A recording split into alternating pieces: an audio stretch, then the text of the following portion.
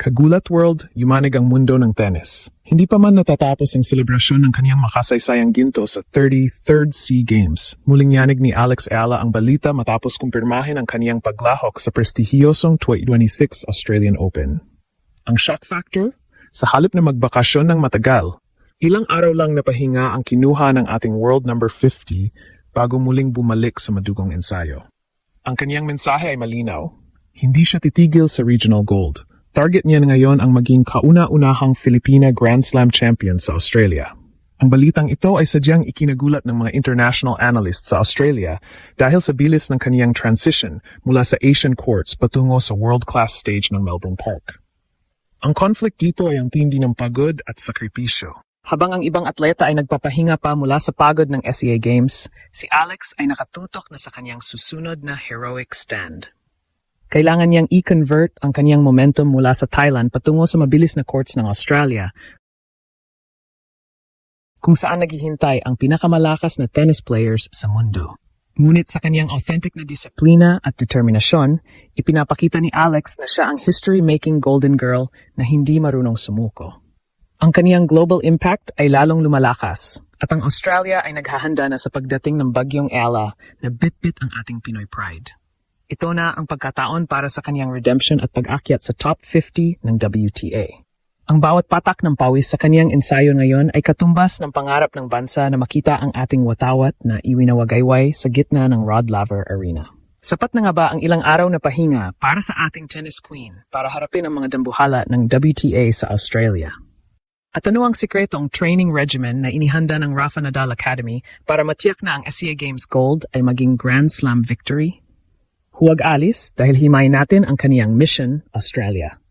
Habang ang buong sambayanang Pilipino ay kasalukuyan pang naglulublob sa saya at nagdiriwang para sa makasaysayang tagumpay ni Alexandra Alex Ayala sa 33rd SEA Games, isang malaking balita ang muling yumanig sa mundo ng tennis. Ang shock factor na nag-iwan sa marami na nakanganga, ilang araw lamang matapos niyang isabit sa kanyang league ang mailap na gintong medalya sa Thailand, hindi nag-aksaya ng panahon ng ating world number 50.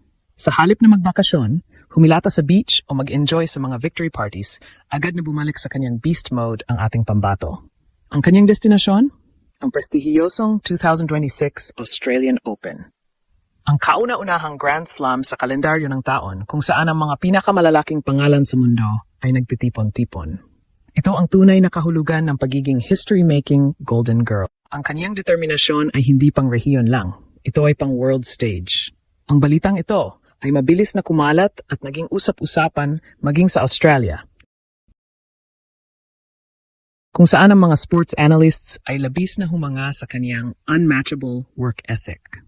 Ayon sa mga ulat, ilang araw lamang ang itinagal ng kaniyang pahinga bago siya muling humawak ng raketa at sumabak sa madugong ensayo. Para kay Alex, ang ginto sa SEA Games ay hindi ang dulo ng kaniyang pangarap, kundi isang mainit na warm-up lamang para sa mas malalaking hamon na kaniyang kakaharapin sa Melbourne Park. Ito ang authentic na disiplina na naghihiwalay sa isang magaling na atleta sa isang global icon. Ang conflict na kailangang malampasan ni Alex sa yugtong ito ay ang tindi ng pisikal at mental na pagod. Matatandaang hindi biro ang kaniyang pinagdaanan sa Thailand. Mula sa pagiging flag bearer hanggang sa paglalaro sa tatlong magkakaibang events, singles, mixed doubles at team event. Ngunit sa kanyang heroic stand, pinatunayan niya na ang kanyang katawan at isipan ay selyado na para sa matinding bakbakan. Ang transisyon mula sa clay o hard courts ng Southeast Asia patungo sa mabilis na plexicution courts ng Australian Open ay nangangailangan ng mabilis na adjustment. Ngunit dahil sa kanyang matagal na pagsasanay sa Rafa Nadal Academy, alam ni Alex na ang bawat segundo ng ensayo ay mahalaga upang makasabay sa bilis ng mga elite players sa WTA Tour. Ang kaniyang pagiging global icon ay lalong nagniningning dahil sa kaniyang hangarin na mabasag ang glass ceiling para sa mga atletang Pilipino sa tennis. Target ni Alex na hindi lang makasali, kundi ang maging kauna-unahang Filipina na maging Grand Slam champion sa singles division. Ang kaniyang momentum mula sa SEA Games ang kaniyang gagamiting armas upang pumasok sa top 50 ng mundo. Isang milestone na matagal na nating pinapangarap. Ang kaniyang paglipad patungong Australia ay bit-bit ang buong Pinoy pride. At ang bawat Pilipino ay nakatutok ngayon kung paano niya gagawing golden path ang kaniyang paglalakbay sa Melbourne.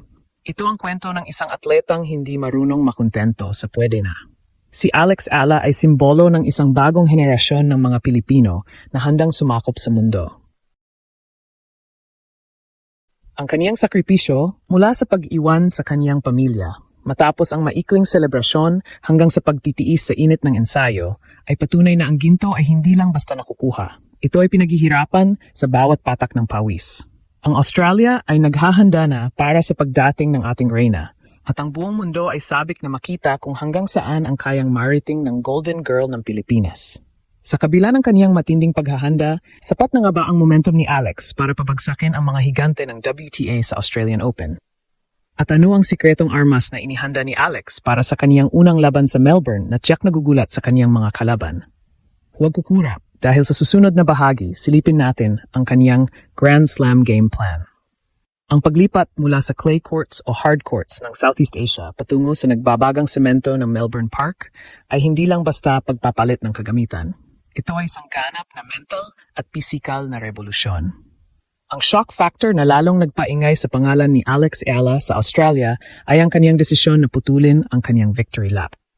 Habang ang ibang atleta ay kasalukuyan pang nilalasap ang sarap ng kanilang tagumpay sa SEA Games, si Alex ay balik ensayo na sa ilalim ng matinding init.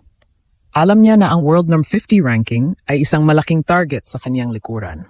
Sa darating na 2026 Australian Open, hindi na siya ituturing na isang promising junior o isang rising star lamang. Siya ay isa ng ganap na banta na kailangang paghandaan ng mga elite players sa WTA. Dito pumapasok ang kaniyang authentic na disiplina na hinubog sa loob ng maraming taon sa Spain. Ang kaniyang Mission Australia ay hindi lang tungkol sa pakikilahok. Ito ay tungkol sa pagsira sa mga limitasyon. Ang conflict na kinakaharap ni Alex ngayon ay ang oras. Mayroon lamang siyang kakaunting linggo para i-adjust ang kanyang katawan sa Melbourne heat at sa bilis ng laro sa Grand Slam level na dihamak na mas mabilis kaysa sa naging laban niya sa Thailand. Ayon sa mga tennis experts, ang unang linggo ng Enero ang magdidikta kung sapat pa ang kaniyang naging active rest para mapanatili ang kaniyang peak condition. Ngunit sa kaniyang heroic stand sa bawat training session, makikita ang apoy sa kaniyang mga mata na nagsasabing handa na siyang sumabak sa giyera.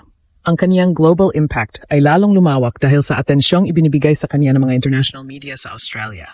Tinaguriang siyang the history-making Golden Girl of the Philippines at marami ang naniniwala na siya ang dark horse sa darating na torneo. Ang kaniyang kakayahang mag-transition mula sa pressure ng SEA Games, kung saan ang pride ng bansa ang nakataya, patungo sa pressure ng Grand Slam, kung saan ang kaniyang career legacy ang nakasalalay, ay patunay ng kaniyang kakaibang mentalidad. Ito ang tunay na kahulugan ng Pinoy Pride, isang atletang hindi nakadepende sa swerte, kundi sa purong galing at walang humpay na pagsisikap.